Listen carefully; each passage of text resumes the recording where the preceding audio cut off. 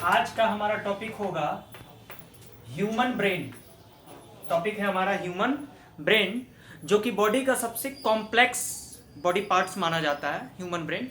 चलिए इसके बारे में थोड़ा इंफॉर्मेशन लेते हैं। स्पेशली ह्यूमन ब्रेन की बात करते हैं तो ये स्पेशली 1200 से लेकर के 1400 ग्राम तक का ये होता है, या स्पेशली हम कह सकते हैं 2% ऑफ टोटल बॉडी वेट, यानी ये टोटल बॉडी वेट का 2% होता है। मतलब अगर आप 100 kg के हो तो आपका ब्रेन 2 किलो का होगा, जो कि पॉसिबल लगभग नहीं है, ठीक है ना। हो भी सकता है, ऐसा नहीं है। यानी आप 50 किलो के हो तो आपका ब्रेन लगभग 1 किलो का होगा, या 1200 से 1400 ग्राम तक का होगा, ठीक है ना। रीच्ड एट फुल साइज कब? 6 ईयर। एक बात और है, जन्म से लेकर के 6 साल की उम्र तक हमारे ब्रेन की साइज बढ़ती रहती है, और उसके बाद ब्रेन की साइज में कोई भी चेंजेस नहीं आता है। ये फुल साइज अपना ऑब्टेन कर लेता है। डेवलपमेंट होता रहेगा, डेवलपमेंट से कोई रिलेशन नहीं है, लेकिन साइज की बात करें तो ब्रेन की साइज जो है वो 6 साल की उम्र के बाद रुक सी जाती है। रिसीव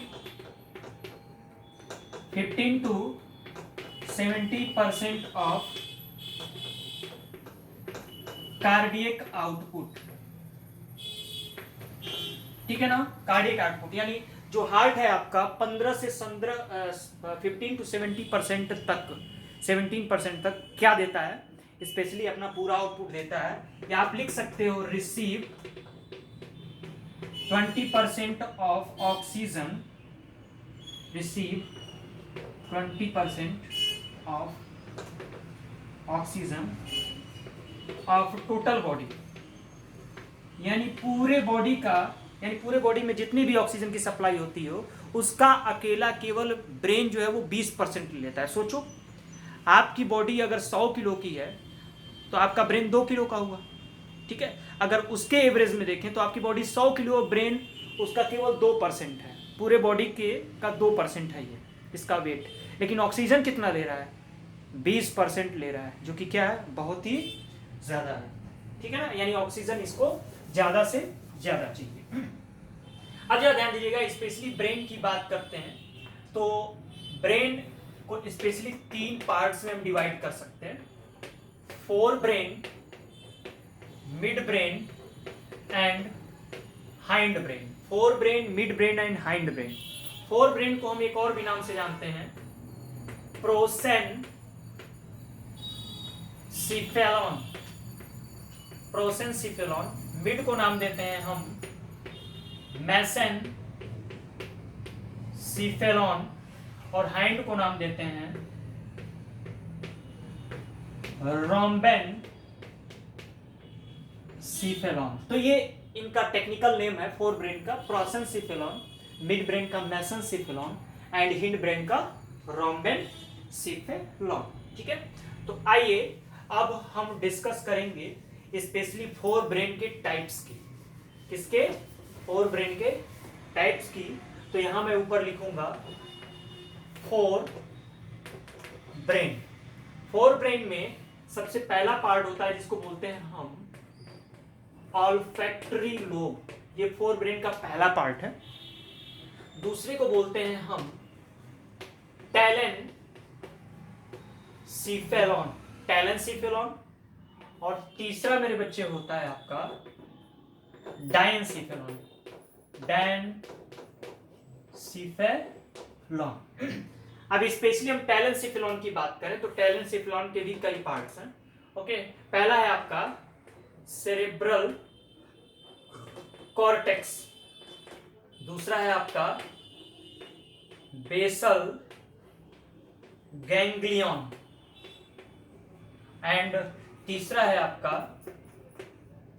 लिम्बिक सिस्टम, ठीक है ना। स्पेशली सेरेब्रल कॉर्टेक्स को 4 पार्ट्स में आप डिवाइड कर सकते हो, ठीक है ना। कौन कौन सा? Frontal, parietal, temporal and occipital. Okay, अगर सेरेब्रल कॉर्टेक्स को बनाया जाए तो कुछ ऐसा रफली मैं स्ट्रक्चर अभी बना रहा हूँ। तो ये हिस्सा आपका होगा फ्रंटल, ये हिस्सा आपका होगा पैराइटल, ये हिस्सा होगा आपका टेम्पोरल और ये हिस्सा होगा आपका ऑक्सीपिटल। लिम्बिक सिस्टम को हम इमोशनल ब्रेन बोलते हैं, डिटेल बाद में हम लोग पढ़ेंगे। पहला आपका होगा हिप्पोकैम्पस, हिप्पोकैम्पस, और दूसरा होता है अमाइगडाला, ठीक है ना। तो लिम्बिक सिस्टम को हम इमोशनल ब्रेन बोलते हैं। डायनसेफ्रॉन को हम 4 पार्ट्स में डिवाइड करेंगे, ठीक है ना। इपीथैलेमस,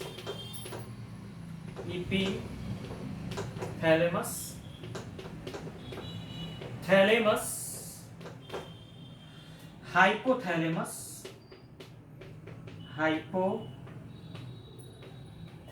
और एक एक्स्ट्रा पार्ट भी हम लोग यहाँ पे पढ़ेंगे, सर्कमवेंट्रिकुलर ऑर्गन, सर्कमवेंट्रिक्युलर ऑर्गन, ठीक है। तो ये 4 ब्रेन का मेरे बच्चे फुल ऑफ डिटेल है। तो अभी हमारा टॉपिक होगा ब्रेन कवरिंग की। तो जरा ध्यान दीजिएगा, स्पेशली हम ब्रेन की कवरिंग को देखें तो सबसे बाहर की जो कवरिंग होती है, ठीक है, ये हम लोग रफली ही देख रहे हैं। इसको आप कह सकते हो क्रैनियम बोन या स्कल बोन है। स्कल बोन के जस्ट नीचे पहला एक लेयर होता है, ठीक है ना, जिसको हम बोलेंगे ड्यूरा मैटर। एक दूसरा भी लेयर होता है जिसको बोलेंगे हम एरेक्नोइड, और एक तीसरा भी लेयर होगा, इसको बोलेंगे हम पाया मैटर, ठीक है। तो ब्रेन का ये सबसे ऊपर की covering skull, then dura mater, arachnoid, pia mater, DAP। तो चलिए स्टार्ट करते हैं। सबसे पहला आपका ड्यूरा मैटर, ये ब्रेन, ठीक है ना। ब्रेन कवरिंग को हम मेनिंजस भी कहते हैं, मेनिंजस भी कहते हैं, जो कि जस्ट आपके स्कल बोन के नीचे होता है।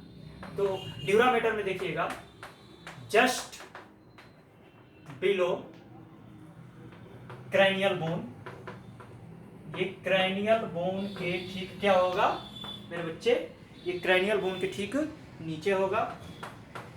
टू थिक, बहुत ज्यादा मोटा, एंड टफ, ठीक है ना, काफी मोटा और कैसा होगा ये, टफ होगा। ओके, किससे मिलके बना होगा, तो specially made by condensed connective tissue, specially ये कनेक्टिव टिश्यू जो कि बहुत ही ज्यादा कंडेंस्ड होंगे उनसे मिलकर बना होगा। तो made by condensed connective tissue and collagen fibres, ठीक है ना। इसमें क्या होंगे, कोलेजन फाइबर, जो कि कनेक्टिव टिश्यूज के क्या होते हैं, स्पेशली पार्ट्स होते हैं। तो collagen fibres and blood sinuses, sinuses का मीन्स होता है पात्र, बर्तन, यानी कि यहाँ पर ब्लड साइनसेस, छोटे छोटे गड्ढे होंगे जिसमें स्पेशली आपका क्या भरा होगा, स्पेशली ब्लड भरा होगा, ठीक है। अभी जरा ध्यान दीजिएगा, स्पेशली मैं आपको बता रहा हूँ, ये मान लिया ड्यूरा मैटर है और ये मान लिया मैंने एरेक्नोइड है। तो ड्यूरा मैटर और एरेक्नोइड के बीच एक स्पेस बच रहा है जिसको बोलते हैं सब ड्यूरल स्पेस। तो लिख सकते हो between dura mater and arachnoid a space called subdural space, क्या बोलते हैं मेरे बच्चे इसको, सबड्यूरल स्पेस बोलते हैं। filled with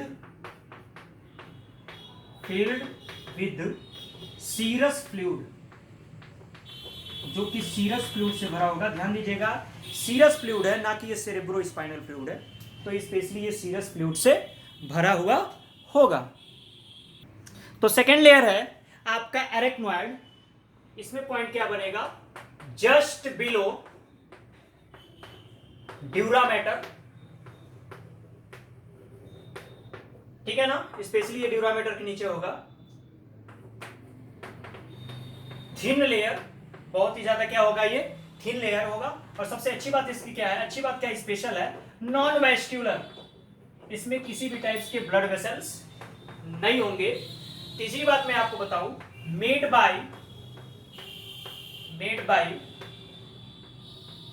कोलेजन एंड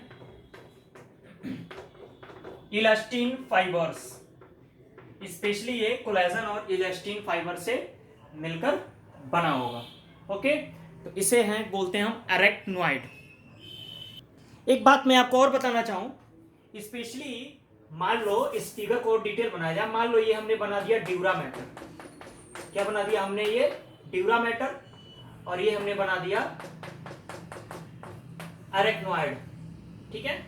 और ये हम तीसरा बनाने की कोशिश कर रहे हैं, सपोज दैट मेरे बच्चे ये पाया मैटर।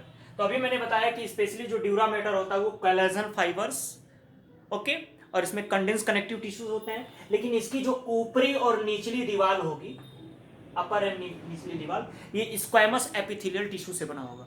ठीक इसी प्रकार से एरेक्नोइड की भी जो ऊपरी और निचली दीवार होगी ये स्क्वैमस एपिथेलियल टिश्यू से मिलकर बनी होगी। तो जरा ध्यान दीजिएगा, यही है सब ड्यूरल स्पेस, सब ड्यूरल स्पेस, यानी कि ड्यूरामेटर और एरेक्नोइड के बीच का जो स्पेस होगा ये सब ड्यूरल स्पेस है, ठीक है। और एक एरेक्नोइड और पायामीटर के बीच में स्पेस है, इसको बोलते हैं सब एरेक्नोइडल स्पेस। अभी हम लोग इसको डिस्कस कर रहे हैं। तीसरा लेयर है आपका एरेक्नोइड, ठीक है ना। तो लिख सकते हो स्पेशली एरेक्नोइड के लिए, जस्ट बिलो, कहां होता है बच्चे, जस्ट बिलो, सॉरी पायामीटर हम लोग पढ़ रहे हैं, just below arachnoid, okay. Too thin, बहुत ही पतला होता है, ट्रांसपेरेंट, इसकी खास बात क्या होती है, क्या होता है ये, ट्रांसपेरेंट होता है, एंड हैविंग ब्लड सप्लाई, और सबसे अच्छी खास बात क्या है, इसमें ढेर सारी ब्लड की सप्लाई भी होगी। अगली बात मैं आपको बताऊं पायामीटर के लिए, तो मेड बाई किससे मिलकर बना होता है, तो specially pia mater made by collagen fibres and plus elastic fibres, okay, collagen and elastin fibre से मिलके बना होगा, ठीक है। और एक स्पेशल बात मैं आपको बताऊं, एरेक्नोइड और पायामीटर के बीच में जो स्पेस है इसको बोलते हैं sub arachnoidal space, space between arachnoid and pia mater क्या कहलाता है, इस स्पेस को सब एरेक्नोइडल स्पेस, सब एरेक्नोइडल स्पेस। तो क्या होता है ये सब एरेक्नोइडल स्पेस होता है, सब एरेक्नोइडल स्पेस। यहां लिख सकते हैं आप फील्ड विद, ये इंपॉर्टेंट है, फील्ड विद किससे भरा होगा, field with cerebro spinal fluid, ये ध्यान दीजिएगा, स्पेशली ये सेरेब्रो स्पाइनल फ्लूइड से क्या होगा, फील्ड होगा। तो ये हमारा, हमने ब्रेन कवरिंग या मेनिंजेस पढ़ा, यानी ब्रेन के 3 कवरिंग होंगे, स्पेशली DAP, फॉर्मूला हमारा होगा DAP, dura mater, arachnoid and pia mater. और सबसे स्पेशल बात ये ड्यूरामेटर, एरेक्नोइड और पायामीटर है, इन तीनों का काम जो है वो प्रोटेक्टिव लेयर का काम है, और साथ ही साथ ये जो स्पेस देख रहे हो सब ड्यूलर स्पेस और सब एरेक्नोइडल स्पेस, इसमें जो फ्लूइड भरा हुआ है ये शॉक एब्जॉर्बर की तरह काम करता है। कैसे काम करता है, शॉक एब्जॉर्बर की तरह।